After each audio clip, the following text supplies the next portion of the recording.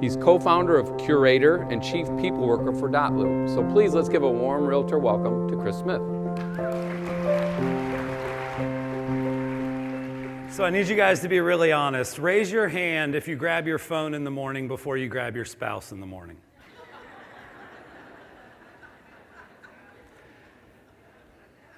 We look at Facebook more than we look at people in the face, right? And so we're in a digital first world. When I was growing up, I grew up in Polk County, Florida. Anybody heard of Polk County? They call it people of little knowledge. That's what Polk stands for. And my father, he was a homicide investigator for 30 years. He's retired now. But I don't know if you guys have heard, cops, they don't like technology. They'd maybe rather use their gun than their taser sometimes. And he took me to the side when I was 15 because I had a big request. I wanted a beeper, I saw all my friends getting beepers. It was the cool thing to do. So I went to my dad, and he was pretty strict. I said, "Hey, Dad, I need a pager." He said, "Are you selling weed?" I said, "No." He said, "Then you don't need a pager." That was his view of that technology. The only purpose you could have for this beeper is to sell drugs. But he also said a couple other things, and he ended up being wrong on a few things. He said he would never pay a bill online because it wasn't safe enough. He said he would never join Facebook because it was stupid. And he said, if I could just figure out a way to get paid to talk, I'd make a great career out of it. So I want to show you guys a couple things. If you guys can pull the monitor back up for me. I want to go through this one thing, and he's going to scroll through this for me. This is a website. You guys can check it out later. But this is going to show you what happens every 1 second on the internet. Keep just scrolling. Instagram photos uploaded. Tumblr posts posted. Just keep going. Scroll as fast as you can. Skype calls made. Keep going. Grab the bar on the side. Just pull down. Tweets. Dropbox folders created. Google searches performed. Keep it going. YouTube videos watched. This is in 1 second on the internet. Facebook updates that are created. But here's the big part. Go to the bottom for me. Go up a little bit. Just scroll up like 2 inches there. 10 years ago, Skype, Facebook, YouTube, Reddit, Twitter, Tumblr, Dropbox, and Instagram didn't even exist. 20 years ago, Google didn't exist. 30 years ago, the internet didn't exist. So what we believe, you can go back to the slides for me, is that we're in the middle of a digital revolution. Today, the iPhone 6 is being announced. Is it that much better than the 5? The digital dust is settling. Technology is becoming ubiquitous. And what matters now is how you use it in your business. Is it going to enable you to work better with people, or are you going to look down during dinner? Let's go back to the slides for me. When you think about adoption of technology, this is a chart from the New York Times. Look back at 1900, the telephone, electricity, auto, radio, refrigerators, stoves. These are things that today we take for granted. These are the things that made life awesome. But if you look at the speed at which things like computers and the cell phone are being adopted compared to how long it took to turn the other things on, think about Kodak. You guys remember them? Me neither. They're at a dinner party with Blockbuster and BlackBerry. Right? So the key, guys, is that if I was Instagram, which has like 1 billion users or something crazy, the digital revolution, what it did is it's a lot more powerful than the Industrial Revolution because it just turned things that could happen in a click. Every person on the planet's a click away. You can work with people from Starbucks. So we believe there's a new way to run a business now that this digital revolution has occurred, and we're going to call it the People Revolution. Here's an application I want you guys to write down and download later today. It's called CO Everywhere, kind of like Colorado, CO Everywhere. And what you can do with this application is you can go into the areas that you work in. I used to live here. Let's say you're in Parma. Let's say you're in Strongsville, wherever you're at. And go to the neighborhoods that you really want to focus on. And I want you to draw a circle around the neighborhood with your finger on your phone. And what it's going to do is you're going to see every Facebook update, every tweet, every LinkedIn status update, every Foursquare check-in, every Instagram photo from just inside the area that you drew. Is that creepy or what? Really creepy. But people are sharing, you guys. My generation doesn't care. They just share everything. They share too much, don't they? Right? So what I want you guys to take away today is that if you're over 50, you need to learn that technology matters a lot. If you're under 30, you need to understand that people matter a lot. This is the convergence of the two. It's about people and technology, not one or the other. So circle your farm areas, save them. You can connect with the people in the markets that you want to work with very simply. Here's a couple of applications that I love. I lived in New York City for the last 4 years, and I just closed on my first home in Orlando this week. So it's a big week for me. Thank you, guys. Yeah, and you're not right about putting money into the economy at large. Those refrigerators and washer dryers ain't cheap. I mean, we've spent more on what we did after the sale than on the down payment of the sale. And so this is actually crazy, you guys. There's an app called eBay Now. It's in New York City and San Francisco only. I can get anything delivered from any of those stores in less than 1 hour for $5. Less than an hour. I can't get a realtor to call me back in less than a week.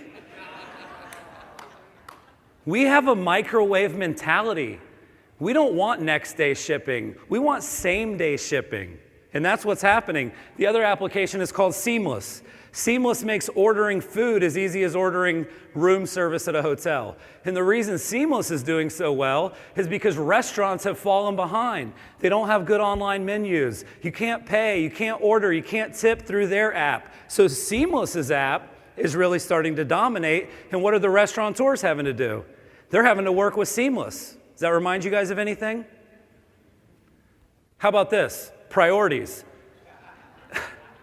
In New York and Boston, I can get liquor delivered to my door in an hour. So this is a digital revolution, and what we can now do with the technology is what matters the most. Think about, I'm staying at the Marriott there. 50 years ago, here was the Marriott's marketing strategy. We have lights and the Hyatt doesn't. Done. You're staying with us, right? Simple as that. Think about real estate agents and the way they do marketing. Here's a buffalo chicken dip recipe. Call me. That's because the book was in the drawer, you guys. You guys remember the MLS book? People had to call you. You're still marketing as if you have control. You have to realize that everybody has access to this, even if it's inaccurate, which we'll cover in a little bit. So what I'm going to go through really quickly, as quick as I can, the book that you guys were given on the way in is called Peoplework. It's how you run a people-first business in a digital-first world. We can't ignore that the world changed. There's grown men sitting here right now that have already texted LOL to someone since I started. Principle number 1, people to people is replacing business to business and business to consumer. You can go back to the beginning of time, and no matter what you buy or sell for a living, guys, there's people on both sides of the transaction. So now that we're all digital, now that we're all connected, it's not about me hiring a company, it's about me wanting to work with a person. There's a lot of transparency. I'll give you guys some great examples. I got a chance to go to Barcelona, Spain. Anybody been there? Amazing city. If it's not on your bucket list, add it. It's a beautiful place. And I was actually invited to go over by Google. I was working for Realtor.com at the time, and they wanted to showcase the mobile app for the Android device. And I got a call from Google about a week before the event, and they said, hey, sorry, all the hotels are sold out in the area. The closest one is 45 minutes away, and it's $800 a night. And it was like a 5-night event, so that just wasn't an option. But Google recommended that I try this new service called Airbnb. And they told me, they said, Chris, it's going to be great. You're going to stay in someone's home. You're going to actually go live with someone. And my first thought was that I've seen this movie called Hostel. And I just wasn't real sure about that, right? A little bit afraid. But the key is that Google was the referrer. You think I trusted them a little bit? You trust Google. If you get a referral, you trust the source. So what ended up happening, if you guys can pull the slide back up, I stayed with Hector. I didn't stay at the Hyatt. I stayed in that bed. I had Wi-Fi, and he didn't murder me, which was a big part of it, right? But it was a great event, you guys. Look at the price. And can you imagine that Hector and his family taught me a little bit more about Barcelona than the guy at the front desk would have anyway? It was an amazing experience, you guys. People to people, you guys better keep an eye on Airbnb. Their valuation is $10 billion right now, one of the most popular companies in the world. Here's what happens when you have a people-to-people experience. You love it. You want to do it more. Here's my list from Airbnb. So I went over the first time to Barcelona, but then I rented a condo in Austin. I got a house in the Catskills. You can see it was actually Brian, Gigi, and Clementine's house. And then I went last summer, to a place in Peru called Machu Picchu. You guys heard of this? And the reason I bring that up is because my wife and I didn't care where we stayed. This is what we cared about, right? That's what we were looking for. So people to people, things like Airbnb is replacing business to business. Here's some additional examples. How many of you hate cab drivers? Are they not getting kind of eliminated thanks to Uber? Who here has used Uber? Do you guys like Uber? Okay, can you imagine there's someone out there thinking about real estate going, how many of you don't like real estate agents? Can you imagine a lot of hands will go up? Our industry has a bullseye on it because the bar is too low, because your service isn't great, because you don't care and communicate efficiently. So just be careful. That's why it's so important what Steve's talking about. How about Etsy? Anybody ever bought anything on Etsy? Etsy's amazing. You guys should buy all your Christmas gifts this year. And all it is it's a person that builds stuff, and because the world's digital and connected, you can buy something from another person. It's very simple. How about Elance? You guys ever heard of Elance? All of you need tech support. How many of you need a tech guy in your life? Honestly. Elance is a place where you can find people that will do things like Craigslist ads, website design, logo design, etc. And the last one I want to talk about up there is called Kickstarter. Has anybody ever backed a Kickstarter project? So Kickstarter allows a person like me to go to a platform and say, hey, I've got this great idea. I want to write a book. And I'm going to write a book about putting people first in a digital first world. And if you think that that book should be written, along with my co-author Austin Allison of Dotloop, we would love you to support this movement and this cause. And in 30 days, a couple guys that don't even know how to write that good raised $73,000 for a book. There's a cooler that just came out called The Coolest. Did anybody order The Coolest? This thing is amazing, you guys. They just raised $10 million. But imagine back in the day going to Wells Fargo and saying, hey, I've got this idea for a cooler. I've got this idea for a book. Can I borrow 70 G's? How would that go? No. Imagine being the Wright brothers wanting to build an airplane. That would have been a really quick conversation. So people to people is replacing business to business and business to consumer. And because of that, we're going to get into principle number 2, which is that human companies win. Real estate is one of the least human industries I've ever seen.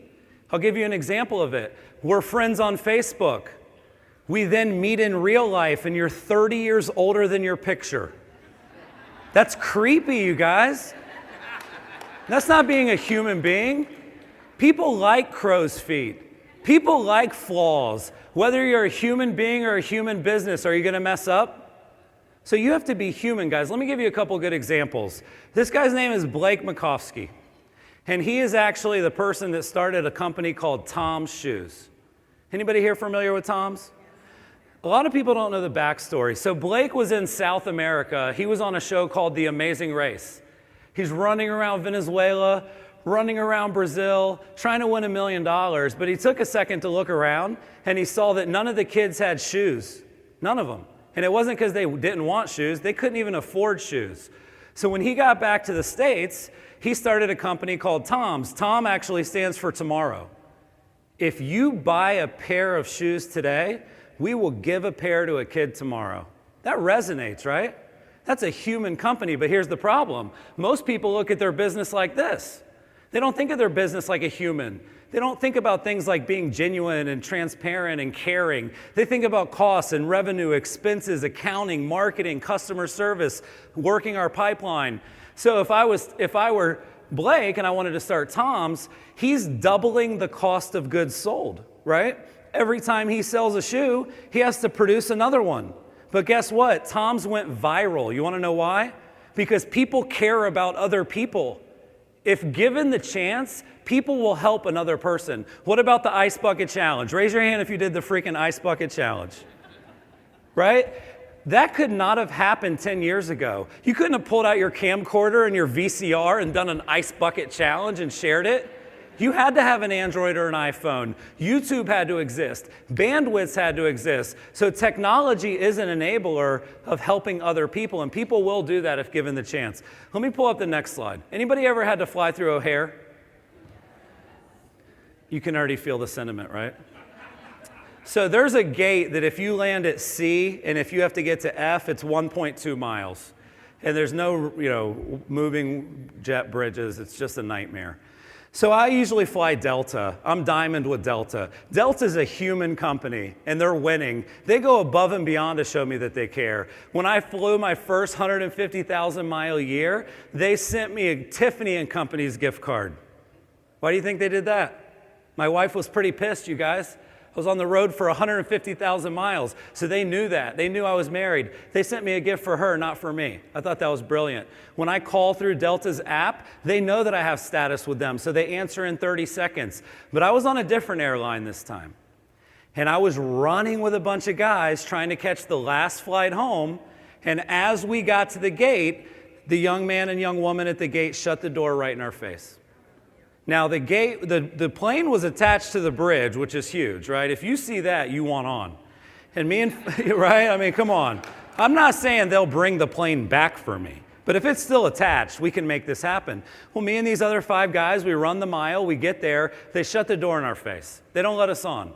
Now, here's the key. Here's what I want you guys to take away from this chapter and this principle. If I had gone to high school with that guy that worked at United, would he have happened to maybe open the door? If he was my cousin, would he have opened the door? Why do we treat our customers different than we treat people? It doesn't make any sense. Now, he may not have been able to open the door, right? FFA regulations. But what is the 3-letter word that he would have done? Try. He would have tried. He would have gone above and beyond to help me because he would have cared about me as a family member. But as a customer, we don't treat people that way. Human companies win, you guys. Please be more human in the way that you treat people. If your sister, just to kind of make this point all the way, if your sister texts you right now, says, hey, I'm not feeling good. Can you pick up the kids today from school for me? You wouldn't calculate reimbursement mileage, would you? Some of you would, right? But companies put people on hold as long as possible. Companies hide their phone number so they can't get in touch. Companies that are supposed to make a tough call on Friday, they wait till Monday. And if it was your relatives, you wouldn't do it. The key, though, is that you only have so many relatives. You can only have so many wives, right? You can only have so many sons and daughters and close friends. As a business, as NAR, they have to work with 1 million licensed agents. You as a local broker or a real estate team, you might be working with hundreds of people. So the key to being human at scale is a little thing we like to call systems and technology. Technology enables you to be more human. I'll give you guys some examples of that in a minute. One of my favorite quotes from the book here. It's a very small difference, but it is a big difference. Principle 3, this is another big one in real estate, and Steve touched on it several times. Change requires a blueprint. Have you guys heard that you have to change or you're going to die, or change or you're going to go out of business, you're going to become a dinosaur? There's a great quote from an Army general. If you don't like change, you really won't like irrelevancy. But with change, we just hear about it. What we believe is that change is so normal. Change is happening so fast that it's now just like marketing, accounting, sales, customer support. Change requires a division at your company. Change requires meetings. Think about the changes happening in our industry. You have to embrace and run with change. You can't hide from it. And everybody's blueprint for change is a little bit different. And I'm going to go through a couple of examples of that here. When you guys go back today, I want you to do a Google search for Hyperloop, all one word, Hyperloop. This is a high-speed train that's going to go from New York City to Los Angeles in less than 4 hours. Right now, it's almost a 6-hour flight. When you say you want to change, you can't just say it. You got to write it down. You got to blueprint it. You got to architecture it. The guy that started this, his name is Elon Musk. He has a pretty good track record. He started a company called PayPal. He started a company called Tesla. He started a company called SpaceX. But when you find the PDF for the Hyperloop, it's a 3,000-page document. He's blueprinting the change in the transportation system. He's not just saying he needs to change it. Another great example is Marissa Mayer. She's the CEO of Yahoo. Beautiful, young, strong woman on the cover of Vogue, which is already a little bit of a change for the technology world. It's usually old white guys that run these companies. So Marissa was the 8th employee of Google. And when she came over to Yahoo, she's done something unbelievable, unprecedented. In her first 2 years, she bought 38 companies. 35 of them, she shut down what they had built. So it's called an acqui-hire, not an acquisition. She knew that if we're going to change Yahoo, because don't you guys think Yahoo is kind of a little lame and old school now, right? It's like AOL. We call AOL the Fisher Price of the internet, by the way. Sorry for those of you that are still using it. But what she knew was the quickest way to change a company is to change the people that inhabit it. And that's why she brought on all the talent. She also acquired a company called Tumblr. Isn't Tumblr kind of a cool, young, hip company? So she's putting her brand next to a consumer brand that is kind of the opposite of hers. So she's doing some really cool stuff at Yahoo. The other case study in the book that I think you guys are going to love is about JCPenney. Is there anyone here that loves JCPenney? Usually there's like one lady or two people at the most. There she is. There's my JCPenney lover.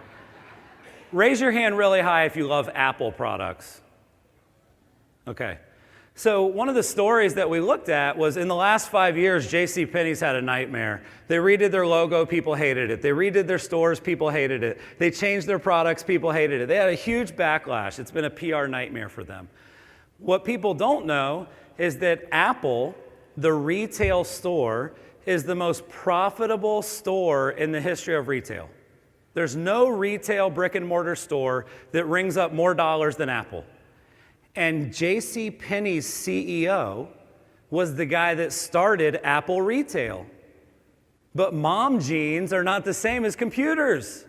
So the reason I bring this up, you guys, is most of the time I see real estate agents and companies, they're trying to use someone else's blueprint. They think that if we can just be like the company down the street, if you work at RE/MAX and Keller Williams and Coldwell Banker, you guys are all at parity for each other. Everybody's blueprint is different. If you're over 50, do you think your blueprint, like Steve mentioned, reading, learning, do you think that your blueprint for technology learning might include more time than mine? Right? My blueprint for negotiating might require more time than yours. Does that make sense, you guys? So you can't just steal somebody's blueprint for change. You have to create your own. Here's one good exercise you can do. Write this down, you guys. It's called a Net Promoter Score. Net Promoter Score.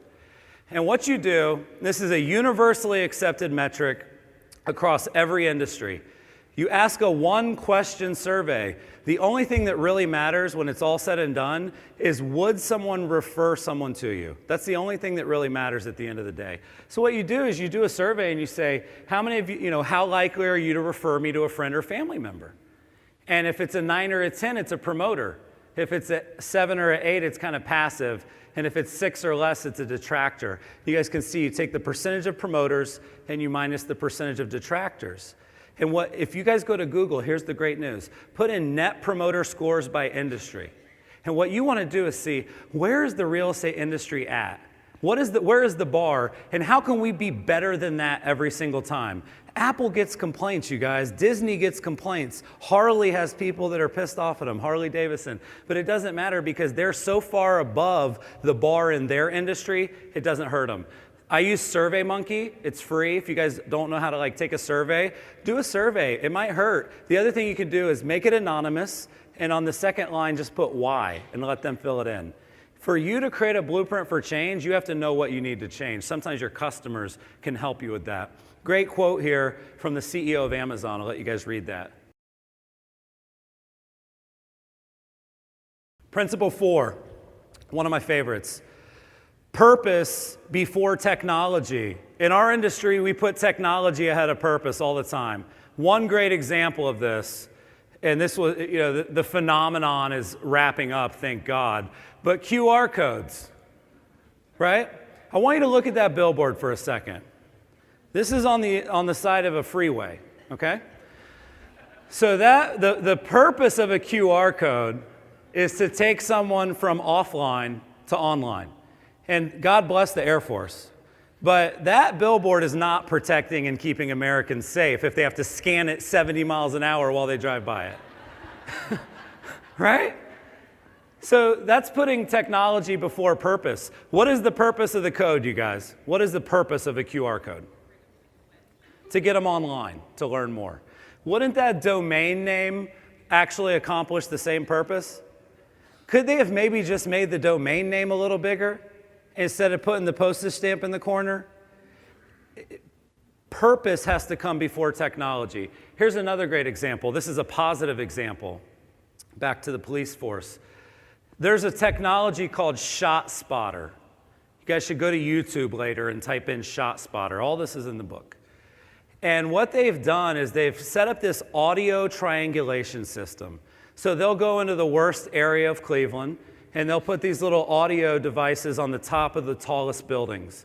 And what happens is when a gunshot goes off, it can tell law enforcement where the person was standing when they shot the gun. It can show them the direction they were facing. It can show them the number of rounds that were fired, as well as the caliber of weapon that was used. And it calls 911 automatically. Is that purpose? You're saving people's lives, you guys. That is a company that has a big purpose. And that's what we don't see in real estate. One of the things that we do at dotloop, we help people work better together. That's our purpose. So everything that we do, we just vet it against that. What is your purpose as a company? Think about that. Apple's purpose was to put a dent in the universe. And Flash didn't enable that purpose. So they said no a lot. At dotloop, our purpose is to help businesses and companies work better together. Right now, fax machines don't do that, do they? So if we get a feature request, hey, can you make the fax machine feature do this? We say no a lot because it doesn't enable our purpose as a company. Think about that, you guys. What is your purpose as a brand? Here's the challenge for most real estate agents.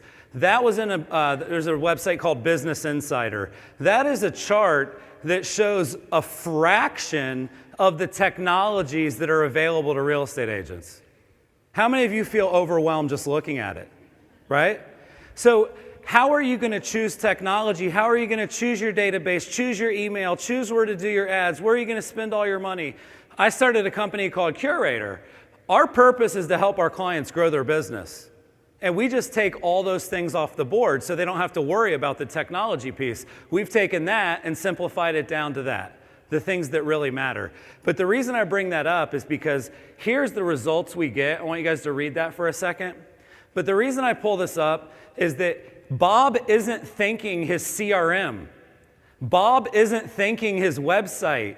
Bob isn't focused on, the latest gadget that we installed for him. It's people and it's purpose. So we make sure all of our clients are focused on growing their business. And when they come to us and say, hey, can you edit this YouTube video for me? Or can you do this other, QR code postcard?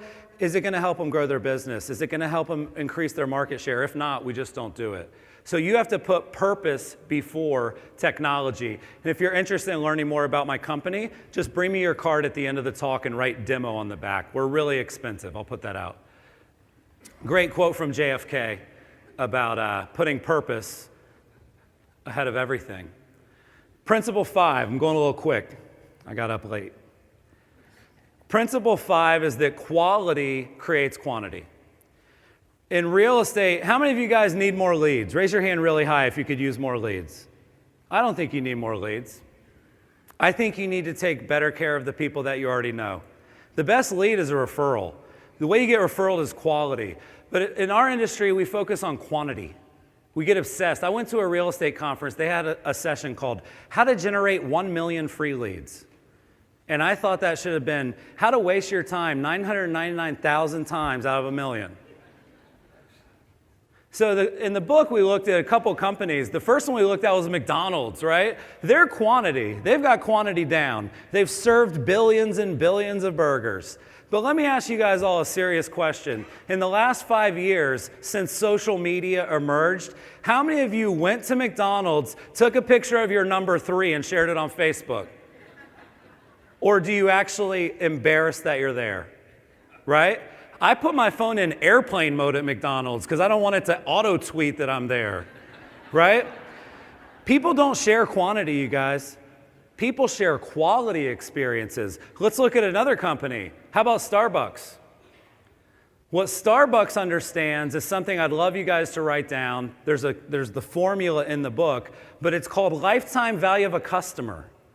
And so yes, their cups of coffee are $3, but what they know is that the average Starbucks customer comes 3 times a week. I've already been 3 times today, it feels like. The average ticket price is $5.90.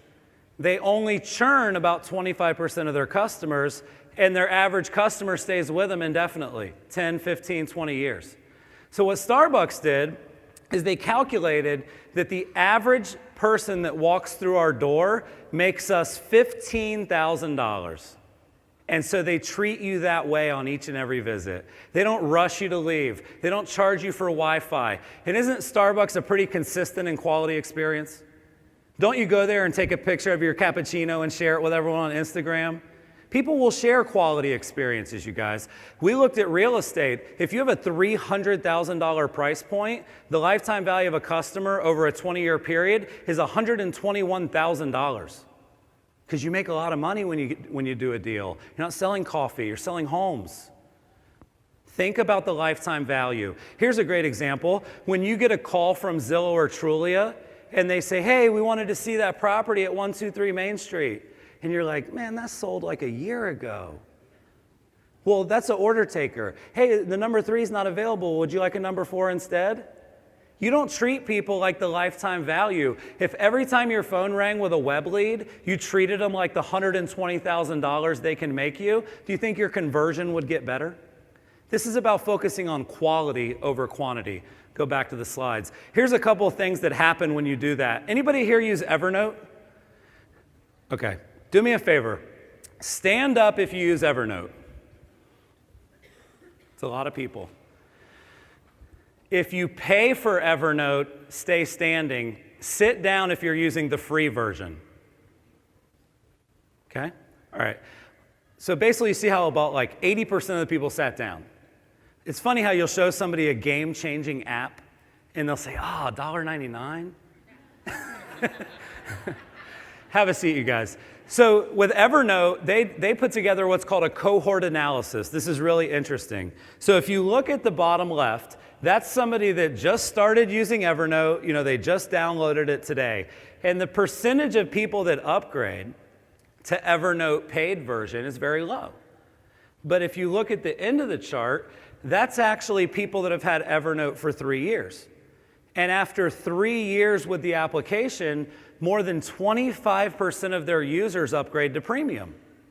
It's a very simple concept. If you provide enough value that's worth paying for over time, people will eventually pay you. It's a really interesting business model. How many of you love Evernote? Free or paid, right? Most people can't live without it. So one of the things that we've done at dotloop is we've tried to obsess about quality. And what we're proud of is it's not exactly the same chart, but by putting quality ahead of quantity, one last thing on Starbucks and McDonald's before I show you the next chart. McDonald's does twice as much revenue as Starbucks. It is true. McDonald's sells double the products as Starbucks.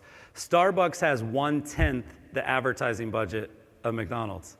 So isn't that what you guys are looking for? To spend way less and to make way more? It's all about quality. Here's what's happened at dotloop because we focus on quality. DocuSign's bigger than us. They have partnerships with NAR. They're an awesome company. They've built an amazing product. They solved a great problem. But we're actually the market leader when it comes to transaction management systems. We don't have as much money as them. We don't have as much funding as them. We don't have as many connections as them. But we're obsessed with quality. We're obsessed with putting people first in a digital-first world, and it's helping our company grow by leaps and bounds. So to sum it up, you guys see the Steve Jobs quote, stop hitting singles and doubles. Start hitting home runs when it comes to the quality that you provide in your business. Number 6, this is again one of my favorite principles in the book, service is marketing. How many of you make more money as a realtor by providing great service than you do by buying leads? Raise your hand really high so everyone sees. So you guys should get this, right? Customer service is marketing. Here's the good news. This is 2014. If you do a good job, I can leave you a review on Yelp. I can tweet to 25,000 people that you kicked butt for me. Word of mouth, as the guy that wrote our foreword, Gary Vaynerchuk, says, word of mouth is on steroids these days. That little old lady that before just wrote you a note and said how good you did, she can write that on Zillow. And people can hire you because of that note that she wrote. She can put that review on LinkedIn. Does that make sense, you guys? It's all about getting your customers to sell for you. Your best salespeople don't work for you in 2014. Your best salespeople are your customers. One of the companies that we outlined in the book, Zappos. Anybody here love Zappos? Any husbands here hate Zappos? That's usually a common trend. So Zappos, what they did, and this is what if there's one takeaway of this talk, you have to be a customer service company whose product is houses. Zappos sells shoes. You can go get shoes at Foot Locker, you guys. You can go to Foot Locker and you can sit down with the guy, right? He can get belly to belly with you, just like you guys want, people to people, right? He can touch your foot. How many of you love Foot Locker? None of you. You don't even like going in there. You'd rather go online and order through Zappos. Zappos does a couple things that are amazing. One, they recognize, because they have systems in place, when someone orders for the first time. If you've never ordered from Zappos and you order for the first time, they will call you on the phone and they will thank you for your order and they will upgrade you to overnight shipping for free. It's a little thing, but it goes a long way, right? What are those little touch points you can add to your business? Here's something else Zappos does. This one's huge. The quickest way to kill a culture is to inhabit it with people that suck. Brokers will recruit almost anybody sometimes, right? They'll bring anybody on. We'll pay you a better split than the guy down the street, right? We'll give you a better commission split than that guy. Here's what Zappos does. Zappos doesn't have a hiring bonus. Zappos has a quitting bonus. If you quit your job with Zappos in the first 30 days, they give you $3,000 to walk out the door. Because that's short-term thinking. If you're going to run a customer service obsessed organization, you can't people thinking short-term. Really innovative stuff they do. The other thing they do, you interview with 3 people at Zappos. One is the CEO. One is the head of the department that you're looking to get into. The third is a report that the driver from the airport to the facility gives in secret to Zappos. Are you rude to him? Did you talk to him? Did you tip him good? Were you dismissive? Or were you really naturally friendly and talkative? They actually weigh the driver's opinion equally to the CEO and the head of the department. That's how you create a customer service organization that's focused on the right things. Here's the problem, though.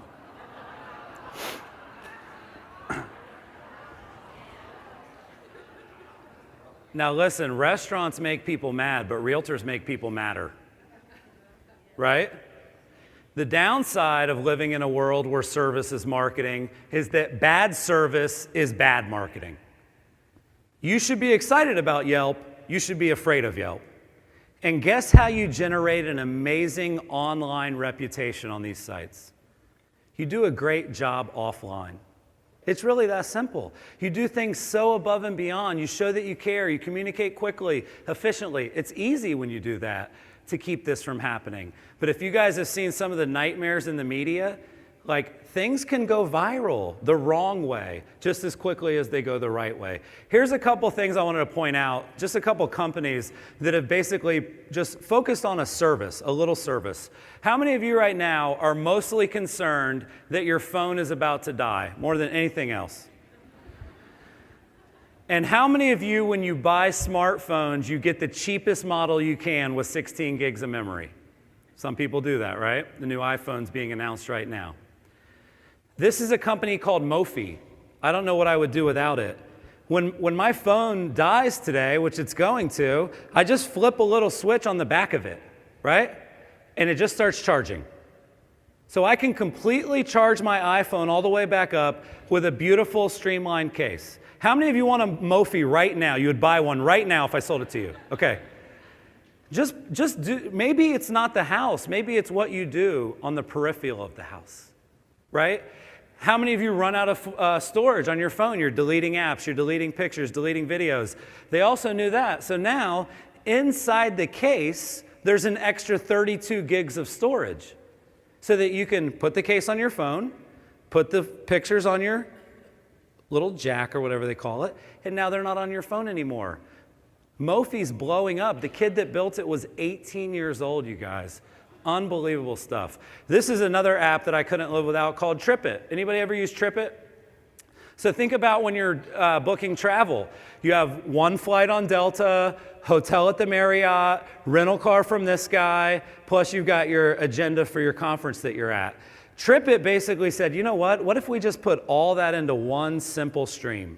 Steve, you should really use this. Do you use it? I mean, it's an unbelievable thing. And the cool thing is, I don't even have to do anything. I just gave them permission to do it. If I get an email from Delta, I forward it to plans at TripIt, and it does all that for you. These are free applications. This is a free application. This company was bought by Concur for billions of dollars, and they didn't really do anything. They just helped people solve a problem.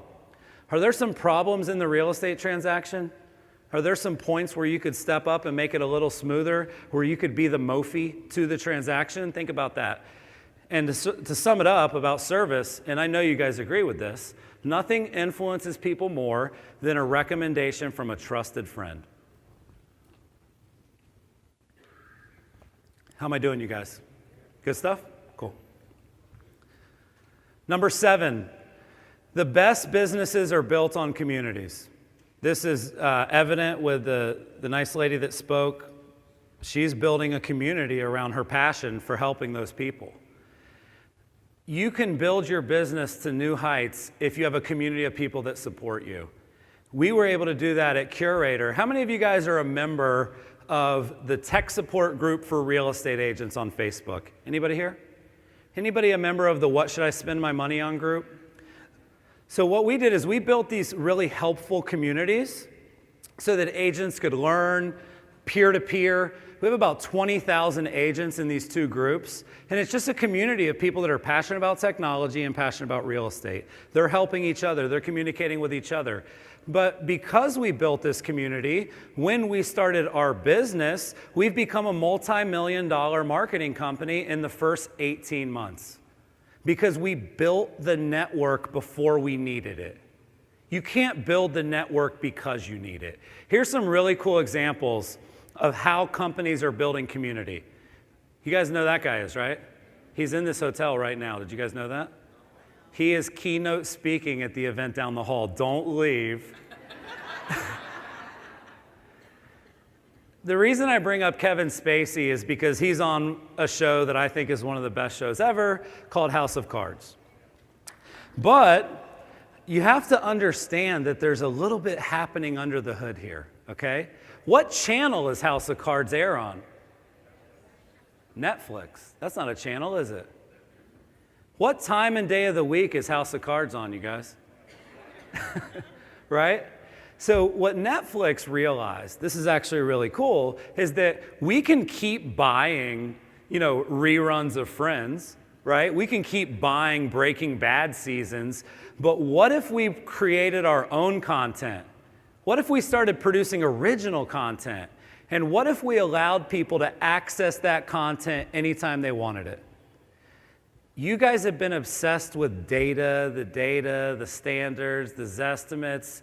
What people want is access. It's not about data anymore. And the people that give them that access are going to win. When House of Cards releases a new season, you can watch all 12 episodes all in a row. People do it. There's a guy that watched all 12 with only 3 minutes of stoppage time. They have all the data. So think about that, guys. Are you creating any content that's original, that's compelling? Are you giving people access to that content 24/7, 365? Or do they have to call you, right? Think about that. Here's another example of communities online. And this is why I'm so excited. You guys can build a community around anything. If you like stickers or dogs or cats or racing or whatever it is, I would start a Facebook group for that community. Facebook groups right now are vibrant, they're easy to grow, people join them, and it's a really targeted audience. But what's great is, like Web 1.0 was like these big communities, Match.com. Match is a website where anyone can find a date. But is it fair to say that if you're dating and you're older, it's a little different? Is that fair to say? This is a website called ourtime.com. Some of you should be writing it down. Right? This is a dating community just like Match, but it's only people over 50 or over 55. Because guess what? That's a different community. That's a different vibe. That's a different language. My stepmom, my ex-stepmom, is dating right now. She's 62. It's different. It's hard for her. So there's a community for her online. Now here's one of my favorites. This is a website called farmersonly.com, okay? Pull it up. They have TV commercials and everything. If you're a cowboy interested in a cowgirl, there's a community for you. You can even find farm animals on this thing looking for dates, guys.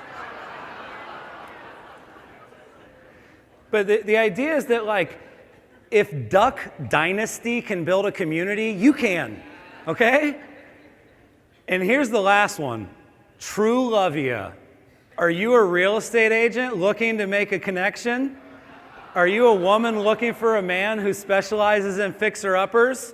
Well, then you can go to trulovia.com. Now, just to frame this, that was an April Fool's joke. That was an April Fool's joke by Trulia.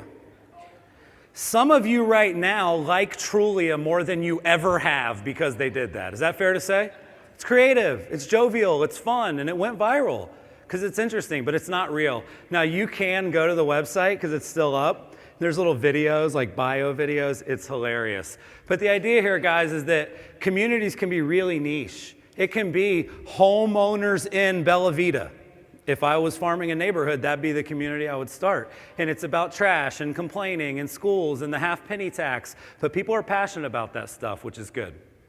This was a really good quote from an early 20th century activist. And sometimes I think that, speakers like myself, we have a lot of followers and a lot of social, credentials. It doesn't take a big community. It takes a small community of passionate people. When we started the book, there were only 231 people that supported our Kickstarter campaign. We've now sold 15,000 copies of the book because that small group helped us take the message out there to the world. So good stuff there. Principle 8, we've got 3 to go. Principle 8 is that passion powers profit.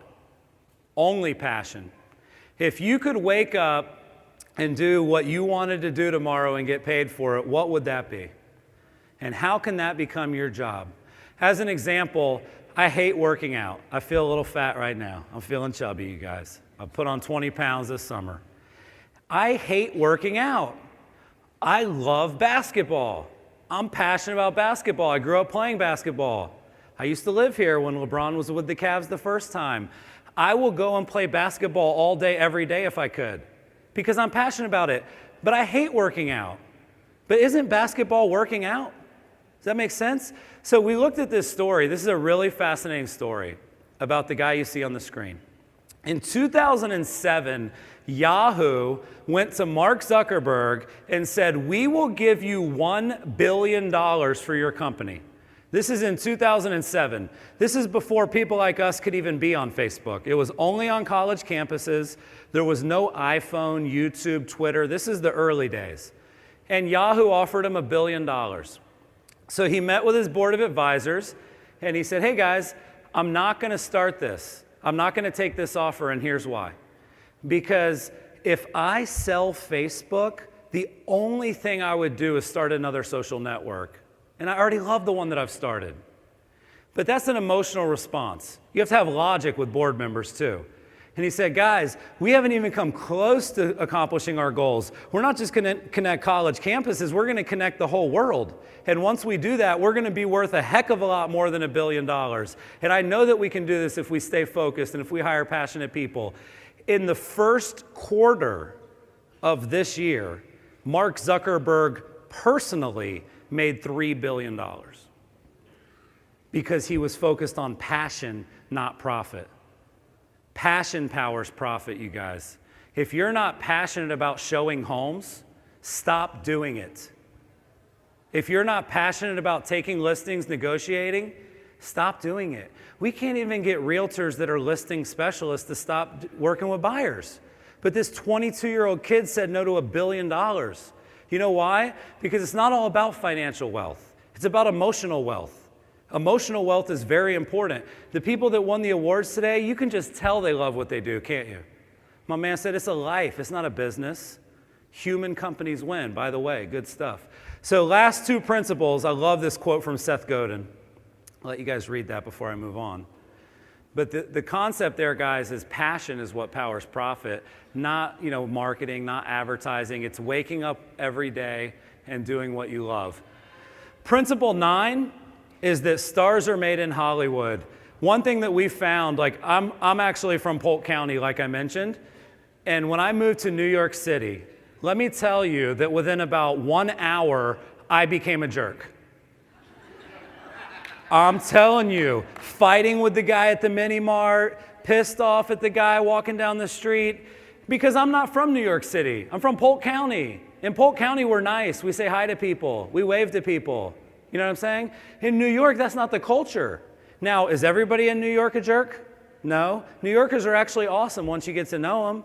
But the perception is that the people there are very fast-paced. Just like the perception is that everybody in Hollywood is an actor. It's not the case. The perception is that everybody in Nashville plays country music. That's just not the case. What is the perception of real estate? What is the perception people have when they meet you? People are going to think of you and your brand and your company the same way they think of a city. They're just going to kind of stereotype you into one bucket that that's who you are. I'm not a mean guy. I'm a nice guy. Now I moved back to Florida. Guess what? I've slowed down again. Can't tell today, but I've slowed down a little bit. We did a case study in the book. The people that you surround yourself with are never going to be more important than they are in the next decade. We looked at the Chicago Bulls, back to my passion for basketball. What Phil Jackson understood was that 5 Michael Jordans would have won 0 championships. He knew that if we're going to do this, we need a guy like Dennis Rodman on our team. We need a guy that'll dive for loose balls. We need a little white guy like Steve Kerr to shoot threes the whole time. We need Bill Winnington to take up space in the paint. They're complementary. We also need another superstar on our team, Scottie Pippen.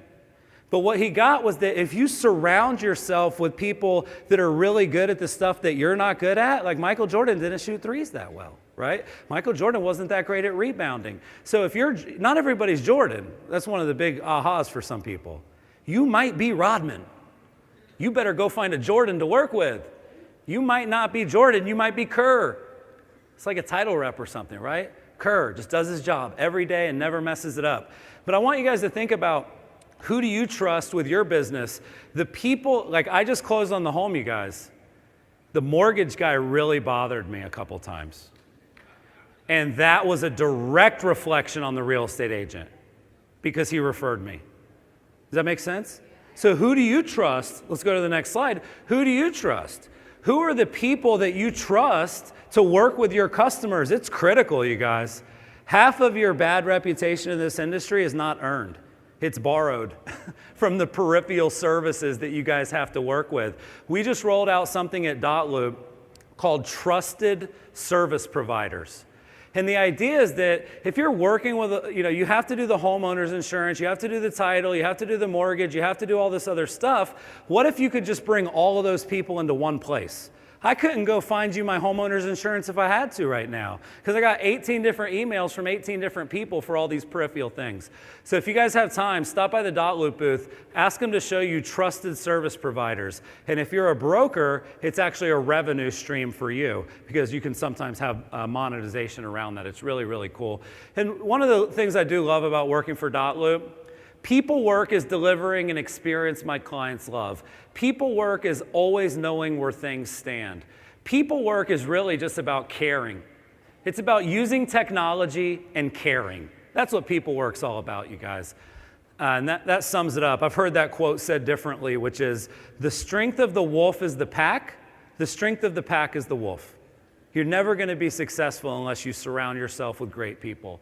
Last principle, and then I'll get out of here. The last principle is that only you can write your story. Would you guys agree that we live in a pretty amazing time? In a pretty amazing country? If you have $15 in a credit card, you can start a business.